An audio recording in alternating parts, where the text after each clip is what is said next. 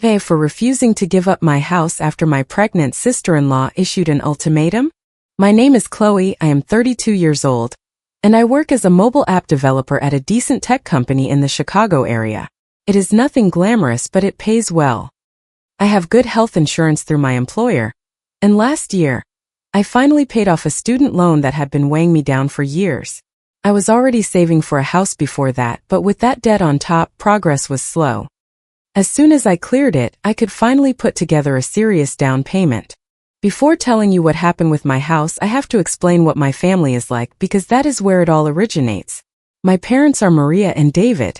She is 58, he is 60, and they are both retired. They are not bad people, but they have always had a complicated relationship with money. They lived their whole lives paycheck to paycheck, stretching what they had and solving problems as they came up. And then there is my younger brother, Michael. He is 30. As kids, Michael and I were close. We looked out for each other, told each other everything. But since he got married 2 years ago, something broke. It was not sudden. It was like a slow, silent change until one day I realized I was not talking to my brother anymore, but to the version of him that his wife allowed. Michael married Jessica. And Jessica is, let us see how I say this to put it mildly. Jessica is one of those people who turns anything into a stage. Everything has to revolve around her. If she is not the center of attention, she invents a problem. If someone is happy, she turns it into a competition. If someone is sad, she turns it into a public drama. And the worst part is that Michael lets her. My parents do too. Jessica talks to them as if they were children, gives them orders, inserts herself wherever she can, and they accommodate her to avoid making her angry. I learned to keep my distance very quickly. The first big clash was the wedding. My family, and when I say my family I mean everyone including my parents, expected me to pay for practically all of Michael and Jessica's wedding. Not a part of it, not a symbolic contribution, no, the whole thing, venue, food, music, photos, everything. Jessica wanted a huge wedding, one of those where everything looks perfect for Instagram. They had already put a deposit on an expensive venue and committed to vendors, as if money appeared out of nowhere. When they talked to me about the numbers, I froze. They told me the wedding was going to cost between $30,000 and $40,000. I had been saving for my house for years, and suddenly they wanted me to throw it all away on a party that was not even mine. Even so, not to look bad, I gave them $10,000. It hurt, but I did it. Jessica acted as if I had insulted her. She told me it showed I did not support their marriage, that I was selfish, that what else could be expected from me. And as punishment, she began to manipulate the situation to humiliate me. I was no longer going to be the maid of honor. I would not walk in with the family.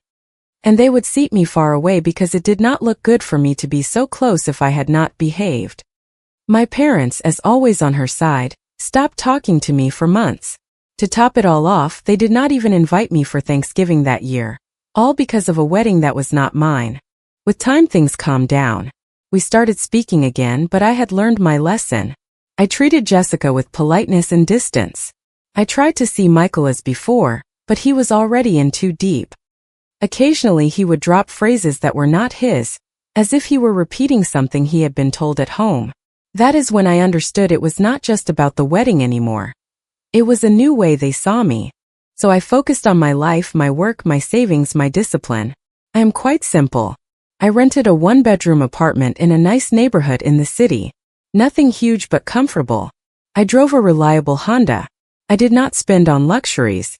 Every month I set aside as much as I could for the down payment. I was clear on what I wanted. A 3-bedroom house in a quiet suburb, close to major highways to make my commute to work manageable. And although I do not have children, I wanted it to be a place with good vibes, with families, with a community atmosphere. I also learned something important. Not to tell my family when I was doing well, because every time they knew I had extra money, emergencies would appear. And when I helped, because I did help many times, they never paid me back. It was always the same story. We will pay you back later, just as soon as things settle down. The next month never arrived, so this time I kept it to myself. Not a word about my house search, nor how much I had saved, nor that I was already pre-approved for a mortgage. Nothing. I spent over a year looking. I scoured listings online, went to open houses with real estate agents, drove through neighborhoods, walked the streets, and compared options. There were weekends I saw 3 or 4 different places. By then, I could tell in 5 minutes if a house was well cared for, or just had a coat of fresh paint to hide problems. Until I found it. 3 bedrooms, 2 bathrooms, a spacious kitchen. A small but pretty backyard. One of those houses that feels like home the moment you walk in. It was in a quiet suburb west of the city.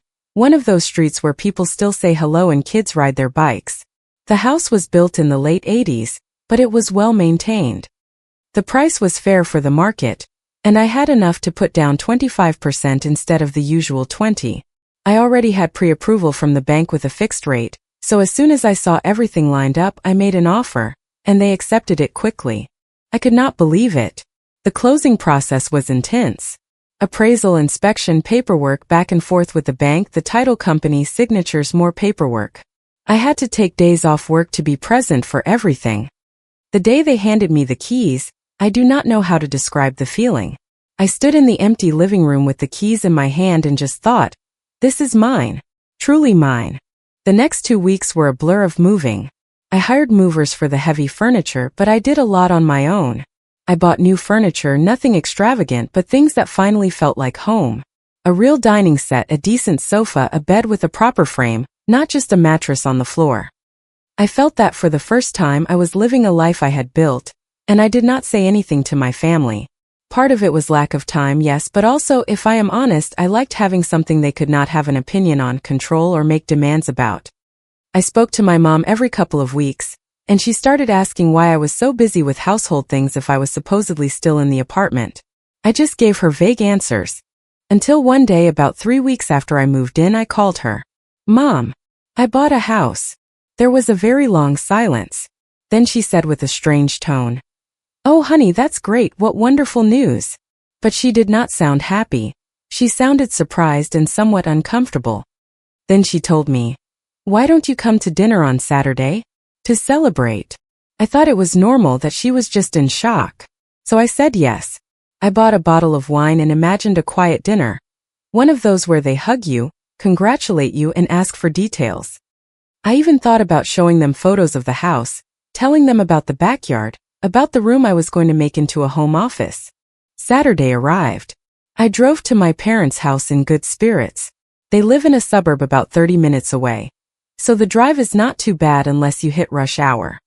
When I arrived and saw Michael's car parked out front, I felt a little tension, not because of Michael, but because of what always came with him, Jessica.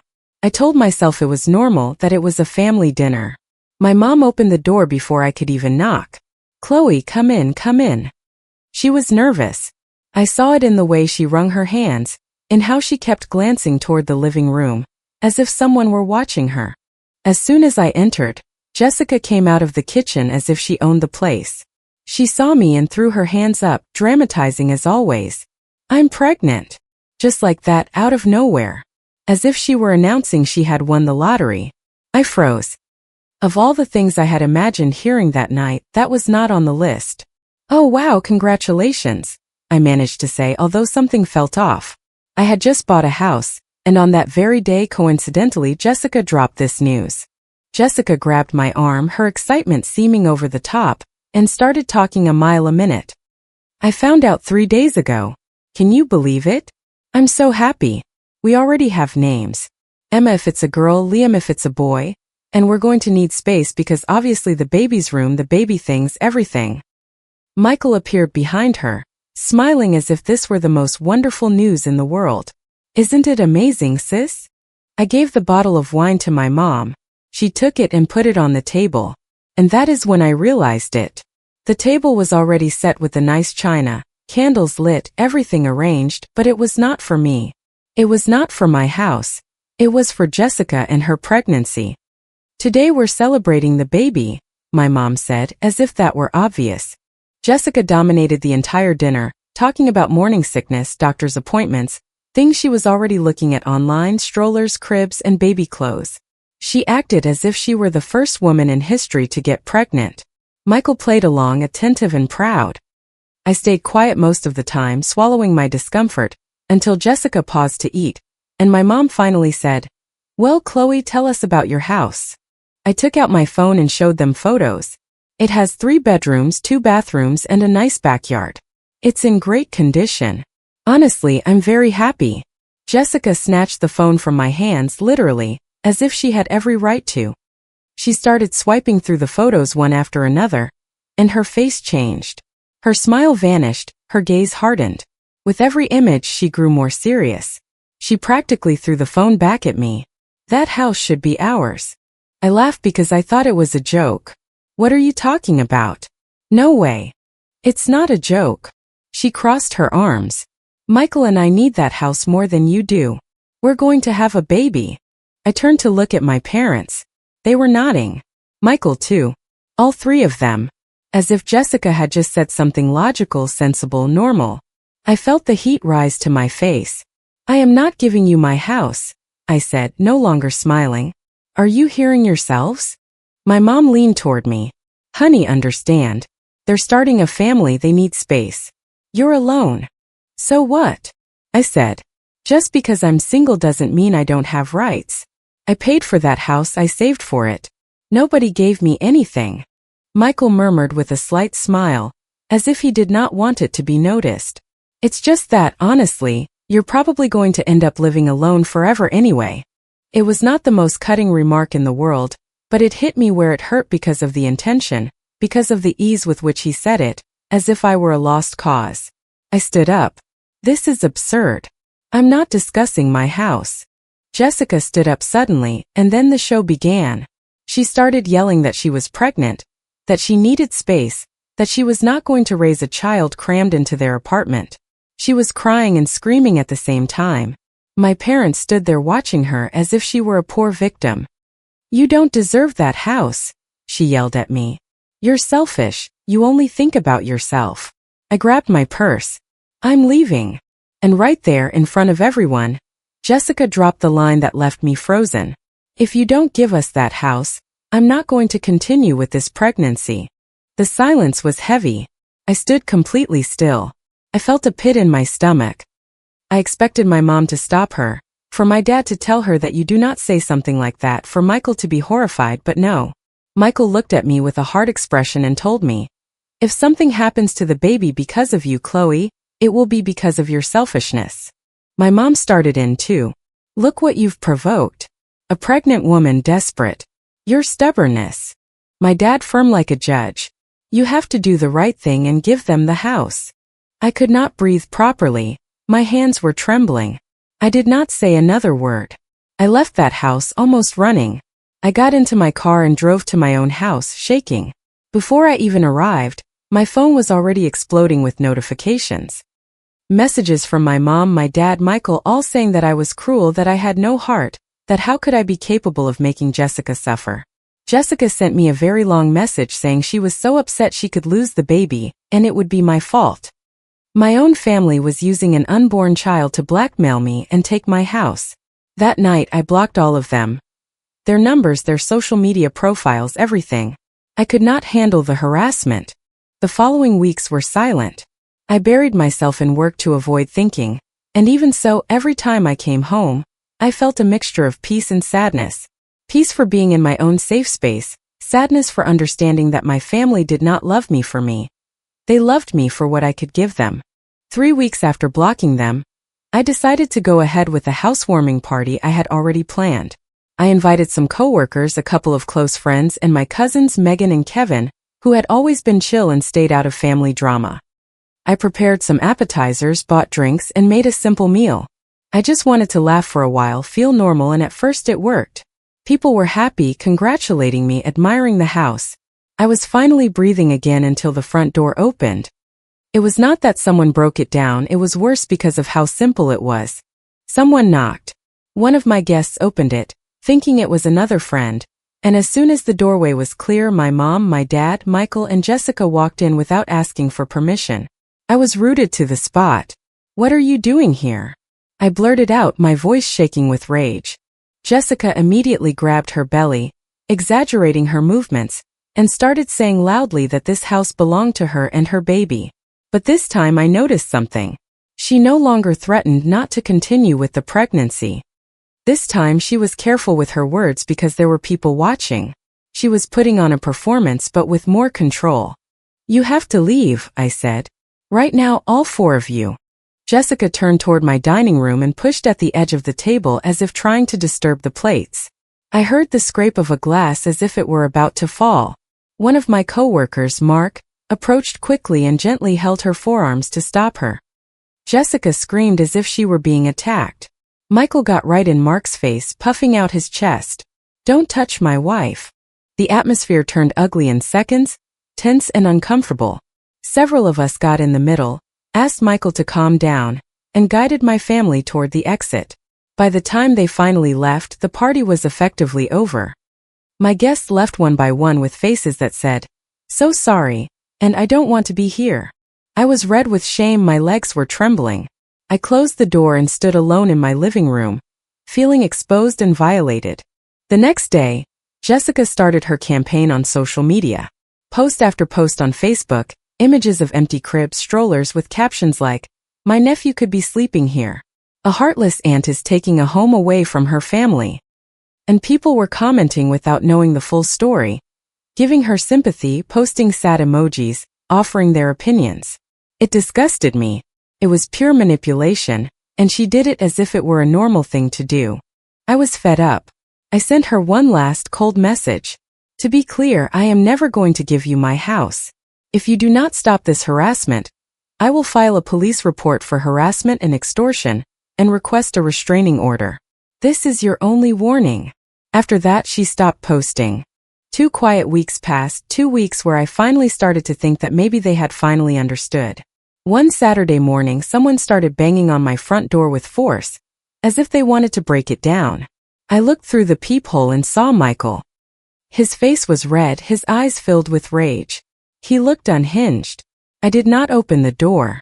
"Chloe," he screamed. "Open up." "Go away," I said from inside. "You have no business here." And then he let it out. "You did this to my baby," he screamed. "Jessica had a miscarriage. And it's your fault."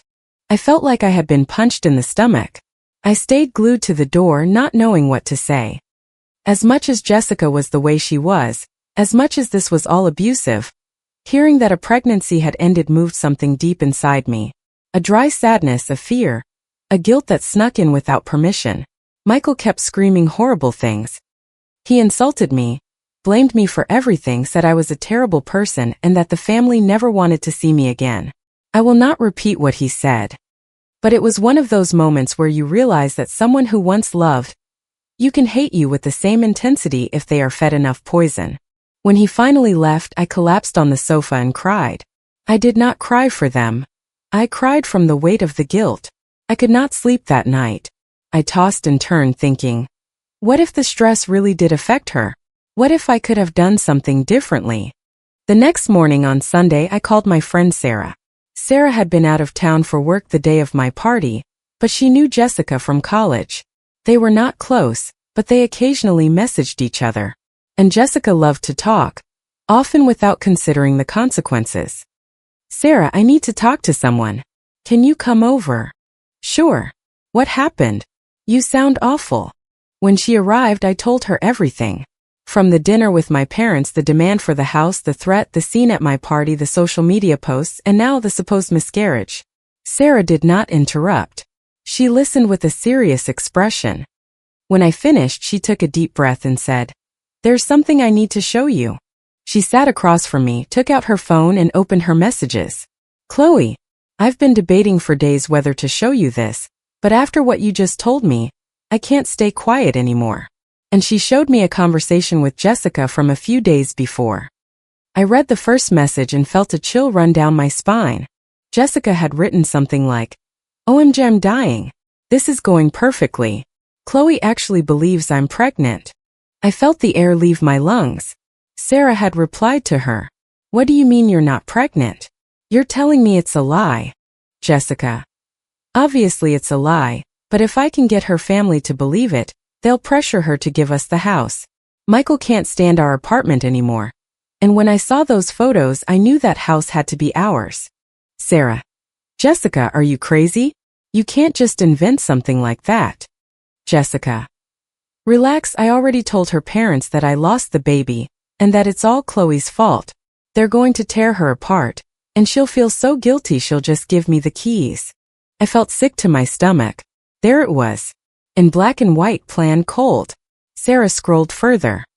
Jessica was mocking how she had acted at the dinner, how easy it was to manipulate Michael and my parents, how she was going to practice crying when she told them about the loss, so everyone would hug her. Can you send this to me? I asked, my voice barely a whisper. I already forwarded it.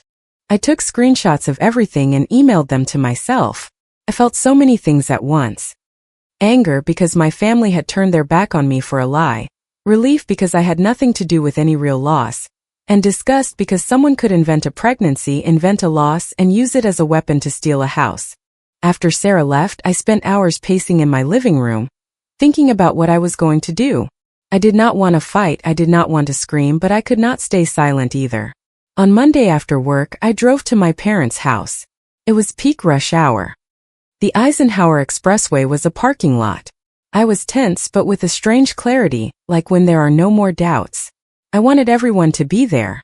And when I saw Michael's car outside, I felt it was the perfect moment. My mom opened the door and started yelling from the first second. How dare you come here after what you did? I did not answer her. I walked straight into the living room. My dad, Michael, and Jessica were there. Jessica was dressed in black as if she were in mourning. She had tissues in her hand. Her eyes looked red, as if she had been crying. It was a well-rehearsed performance. You've got some nerve, my dad said. Michael stood up suddenly. Get out. Jessica whimpered, covering her face. I can't even look at her. She did this to me. I held up my hand. Everyone be quiet and listen. I took out my phone. I have proof that Jessica was never pregnant. The silence was immediate. Jessica went white. Literally. My mom approached, incredulous. That can't be. I showed her the screen. Michael snatched it from my mom's hands and started reading. And I watched his face change line by line. First confusion, then disbelief, then rage, then a strange sadness like he had been hit. He turned to look at Jessica. What is this? Jessica lunged for the phone. It's a lie. She made it up to make me look bad. I looked at her steadily. Then you won't mind showing us some medical records, a lab report, something, anything? Jessica opened her mouth, but nothing came out. Michael kept reading. His hands were trembling. Jessica, did you make it all up? Jessica started crying, but this time they were not theatrical tears. This time the fear was palpable. Her voice broke. I only wanted us to have a house, she screamed. We deserve it more than she does. What does she need it for? To live alone? Like some bitter old maid. My dad exploded. You played us for fools? My mom was crying, but not for me. She was crying from the shock of reality, from the realization of what they had defended. Michael stood there, motionless, looking at his wife as if he did not know who she was. I took advantage of that silence, the only moment where they were finally listening to me. I looked at my parents. You believed her. You accused me. You told me I was cruel for not giving away my house. You pressured me as if my hard work was worth nothing. My mom tried to speak, but I stopped her. No, not anymore. I've already seen who you are when you think you can get something from me. I put my phone away. I'm done. I don't want anything to do with any of you anymore. I turned around and left. I did not look back. A week later, my parents showed up at my door. I saw them through the peephole and was surprised by how awful they looked. My mom had deep dark circles under her eyes. My dad looked more stooped, as if he had aged years in a few days. I did not want to open the door, but my mom spoke from the other side with a voice she had not used with me in a long time. Chloe, please, we need to ask for your forgiveness. I opened the door, but I did not let them in. I stood in the doorway. What do you want?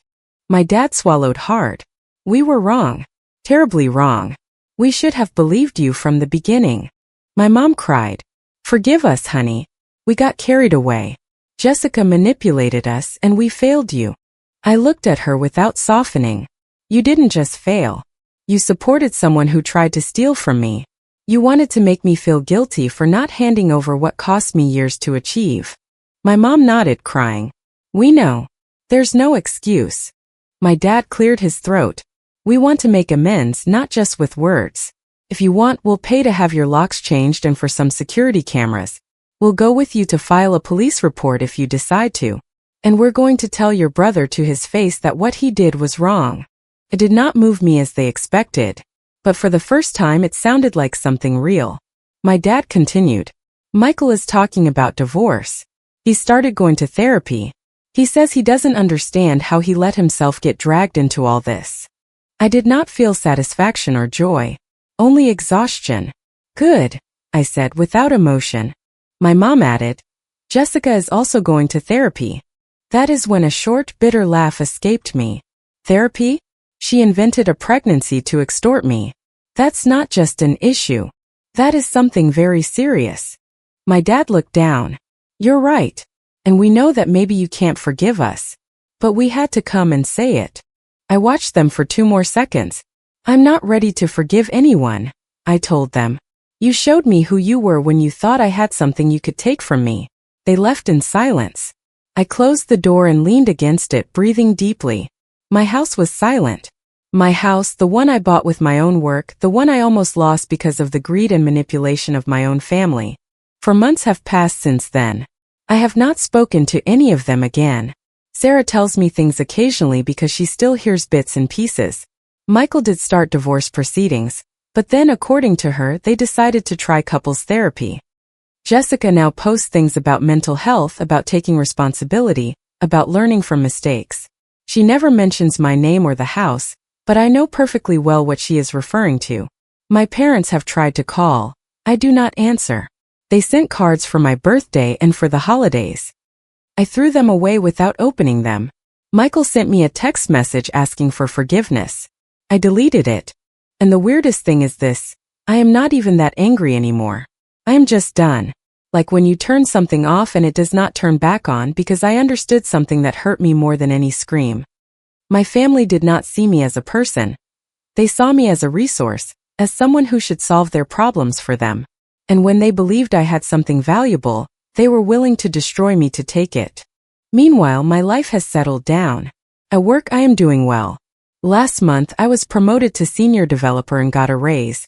I am putting that extra money toward my mortgage to pay it off faster. If I keep this up, I will finish many years earlier than planned. I have also made new friends from work and in my neighborhood. It turns out when you are not being drained by family drama, you have energy left over to build healthy relationships. In the house, I have already made it my own. I painted one bedroom to be my home office and left the other as a guest room. I planted flowers in the backyard and bought a little table and chair set to sit outside with coffee on Sundays. Sometimes I invite people over for dinner. My friends say there is a sense of peace here, that it feels like a real home. The neighbors are great. The family next door has 2 kids who sometimes ask me for help with their math homework. The couple across the street has casual get-togethers every once in a while, and they always invite me. It is the type of community I always wanted, without having to beg for affection where there is none. Sometimes I wonder if I will ever reconcile with my family. Sarah thinks I should at least talk to my parents because they did come to apologize and, for the first time, spoke of making things right. But an apology does not erase what they did. It does not undo the damage. It does not fix the fact that in the moment that mattered, they chose to believe a manipulative woman over their own daughter. Maybe one day I will be ready. Maybe Michael will open his eyes completely.